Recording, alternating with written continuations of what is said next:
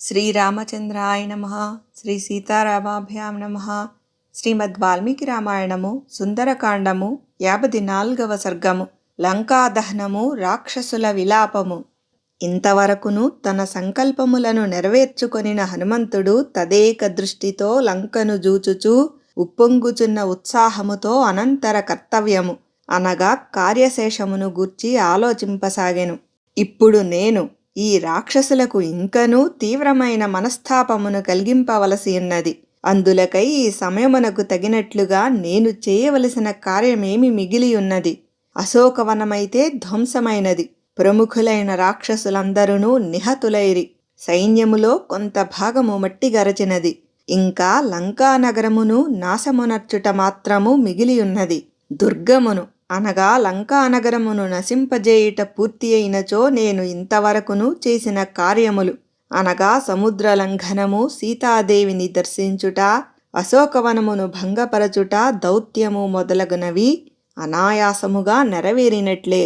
స్వల్ప ప్రయత్నముతోడనే ఈ కార్యమును కూడా పూర్తి చేసినచో నా శ్రమయంతయు ఫలించినట్లే ఎగును. నా వాలమున ప్రజ్వలించుచున్న ఈ అగ్నిదేవునకు నన్ను చల్లగా చూచి నాకు తోడ్పడినందులకై కృతజ్ఞతగా ఈ మహాభవనములను ఆహుతిగా సమర్పించుట న్యాయమగును. అనంతరము ఎగయిచున్న వాలాగ్ని జ్వాలలతో గూడిన హనుమంతుడు విద్యుత్కాంతులతో మెరయుచున్న మేఘము వలె విలసిల్లుచూ లంకానగరమునందలి భవనాగ్రములపై సంచరింపసాగెను. ఆ కపివరుడు నిర్భయముగా ఉద్యానవనములను ప్రాసాదములను చూచుచూ రాక్షసుల యొక్క గృహములపై తిరుగసాగెను. మహాబలపరాక్రమశాలి అయి వాయువేగము గల ఆ హనుమంతుడు మొదట ప్రహస్తుని ఇంటిపై వాలి దానికి నిప్పంటించెను. ఈ విధముగా ప్రధాన మంత్రి గృహముతో లంకానగర దహన కార్యక్రమమునకు బోణీ గావించెను. పిదప మహాశక్తిమంతుడైన మారుతి ఆ సమీపముననే గల మహాపార్శ్వుని భవనము మీదికి దూకి దానిపై ప్రళయాగ్నితుల్యమైన అగ్నిజ్వాలలను ఉంచెను. అట్లే మహా తేజశాలియు వానరోత్తముడును అయిన హనుమంతుడు వరుసగా వజ్రదంష్ట్రుని భవనము మీదను, ప్రజ్ఞాశాలి అయిన సుకుని హర్మ్యము పైనను, సారణుని గృహోపరిభాగమును, ఇంద్రజిత్తు ప్రాసాదము పైనను వ్రాలి వాటినన్నింటినీ దహించివేసెను. పిదప జంబుమాలి, సుమాలి అను వారి భవనములకును నిప్పంటించెను. మహా తేజశాలి అయిన హనుమంతుడు క్రమముగా రశ్మికేతుడు, సూర్యశత్రువు, హ్రస్వకర్ణుడు, దంష్ట్రుడు, రోమసుడు, యుద్ధోన్మత్తుడైన మత్తుడు, ధ్వజగ్రీవుడు, విద్యుజ్జిహ్వుడు, ఘోరుడు, హస్తిముఖుడు, కరాళుడు, పిశాచుడు, శోణితాక్షుడు, కుంభకర్ణుడు, మకరాక్షుడు, యజ్ఞశత్రువు, బ్రహ్మశత్రువు, నరాంతకుడు, కుంభుడు, నికుంభుడు, దురాత్ముడు మొదలగు వారి గృహములను దహించివేశెను. కాని గొప్ప కృతజ్ఞుడైన మారుతి విభీషణుని ప్రాసాదమును మాత్రము తాకలేదు. ఏలనన విభీషణుడు రావణ సభలో తనకు అండగా నిలిచి ధర్మవచనములను పలికెను. వాసికెక్కిన ఆ వానరోత్తముడు ఐశ్వర్యవంతులైన రాక్షసుల యొక్క భవనముల యందును, అమూల్యములైన హర్మ్యముల యందును గల మణులు, ప్రవాళములు మున్నగు సంపదలను బుగ్గిపాలు చేసెను. మొదట అగ్నివాయువులు రావణునకు భయపడి తమ శక్తులను మందముగా ప్రదర్శించినను, పిమ్మట సీతాదేవి ప్రభావము చేతను ఆంజనేయుని విజృంభణ కారణమును ఒక్కసారిగా చెలరేగిరి. సర్వశుభలక్షణ సంపన్నుడైన మహావీరుడగు హనుమంతుడు అందరి గృహములను అగ్నికి ఆహుతియొనర్చిన పిమ్మట రాక్షసరాజైన రావణుని ప్రాసాదమునకు చేరెను. వీరుడగు హనుమంతుడు మేరుమందర పర్వతముల వలె మహోన్నతమైనదియు, సర్వవిధ శుభలక్షణములతో విలసిల్లుచున్నదియు, నానా విధములగు రత్నములతో అలంకృతమైనదియు అయిన ఆ ముఖ్య ప్రాసాదమునకు తన వాలాగ్రమున మండుచున్న అగ్నిని అంటించి ప్రళయకాల మేఘము వలె గర్జించెను. మహాబలశాలి అయిన అగ్ని వాయువు తోడగుట వలన మంటలు చెలరేగగా వృద్ధి పొంది ప్రళయాగ్ని వలె ప్రజ్వలించెను. అగ్ని తనకు వాయువు తోడగుట వలన మిక్కిలి వేగము గలవాడై మహాబలశాలి అయి ప్రళయకాలాగ్ని వలె చెలరేగిన జ్వాలలతో వ్యాపించెను. బంగారు గవాక్షములతో ఒప్పుచున్నవియు, ముత్యములతోనూ మణులతోడను రత్నములతోడను తేజరిల్లుచున్నవియు అయిన ఆ మహాభవనములు శిథిలములై కూలిపోయినవి. పుణ్యము క్షీణింపగా సిద్ధుల భవనములన్నీయును ఆకాశము నుండి కూలి ధరిత్రిపై పడినట్లు ఆ ప్రాసాదముల యొక్క పైకప్పులన్నీయూ నేలపాలయ్యెను. స్వగృహములను రక్షించుకొనుటకై పరుగులు తీయుచున్న వారును, ఉత్సాహమును, బలమును, సంపదలను కోల్పోయిన వారును అయిన రాక్షసులు, అయ్యో, నిజముగా అగ్నిదేవుడు వానరుని రూపములో వచ్చినాడు అని గగ్గోలు పెట్టసాగిరి. కొంతమంది స్త్రీలు లబోదిబో ఎనుచు చంటి పిల్లలను చంకనబెట్టుకొన్న వారై విడివడి జారిపోయిన కొప్పులను సవరించుకొనకయే మంటలలో చిక్కుపడిన హర్మ్యముల నుండి గబగబ దూకిరి. అప్పుడు వారు ఆకాశమున గల మేఘముల నుండి క్రిందికి పడుచున్న మెరుపు తీగల వలె తేజరిల్లిరి.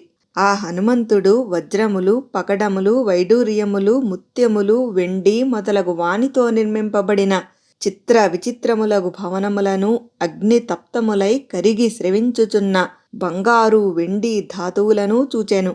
అగ్ని కట్టెలతో, తృణములతో తృప్తిపడుటలేదు.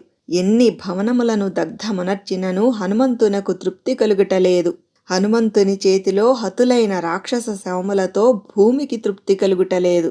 అగ్నిజ్వాలలు కొన్ని చోట్ల మోదుగు పువ్వుల వలె ఎర్ర రంగుతోనూ, మరికొన్ని చోట్ల బూరుగు పువ్వు వలె లేత గోధుమ రంగుతోనూ, ఇంకనూ కొన్ని తావుల కుంకుమ పువ్వు రంగుతోనూ ప్రకాశించినవి.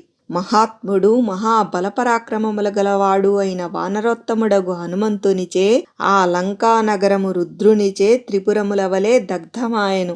మహాశక్తిశాలి అయిన హనుమంతుడు లంకానగర పర్వతాగ్రమునందు, అనగా త్రికూట పర్వతాగ్రముపై గల గృహముల మీద అగ్నిని ఉంచెను. అప్పుడు భీమ పరాక్రముడైన అగ్ని వలయాకారమున ప్రజ్వలించుచున్న మంటలతో ఆ భవనములయందు విజృంభించెను. వాయువు తోడైన అగ్ని పొగలేని మంటలతో ఆ భవనములయందు వ్యాపించెను. రాక్షసుల శరీరములే ఆ అగ్నిజ్వాలలకు ఆహుతులయ్యెను. ఆకాశమునంటుచున్న మంటలతో ప్రళయకాలాగ్ని వలె అది మహాశక్తి కలదై వృద్ధి చెందెను. ఆ మహాగ్ని కోటి సూర్యులతో సమానమైన తేజస్సులతో పూర్తిగా లంక చుట్టూనూ వ్యాపించెను. ఆ అగ్ని భయంకరమైన పెఠేల్ పెఠేల్ అను పెక్కు పిడుగుల శబ్దములతో బ్రహ్మాండమును బ్రద్దలొనర్చుచున్నట్లు విజృంభించెను.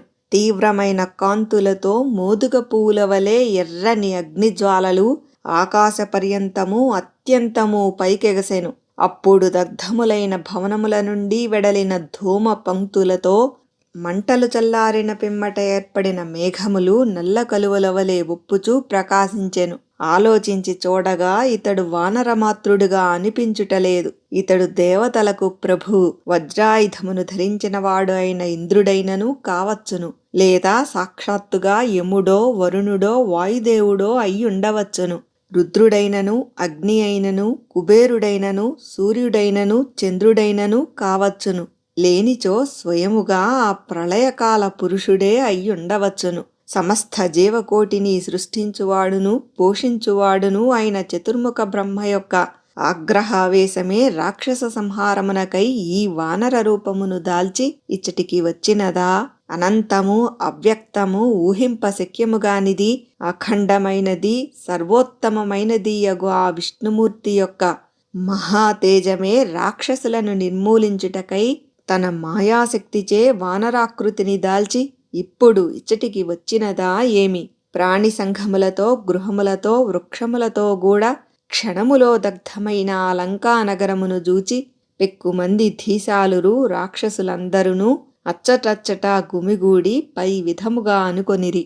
పిమ్మట రాక్షసులు, రథాశ్వగజములు, పక్షుల గుంపులు, మృగములు మొదలగు వానితో గూడిన లంక ఎంతయూ పూర్తిగా దగ్ధమైపోగా మిగిలియున్న లంకావాసులెల్లరునూ దీన వదనములతో గగ్గోలు పెట్టుచూ ఏడువసాగిరి. అయ్యో తండ్రి, హా కుమారా, అయ్యో నాథా, హా మిత్రమా, పుణ్యఫలమైన ఓ భోగమయ జీవితమా అని విలవిలలాడుచూ రాక్షసులు ఎల్లరునూ రోదింపసాగిరి. వారి విలాపధ్వనులు మిక్కిలి ఘోరముగా భయంకరముగా నుండెను.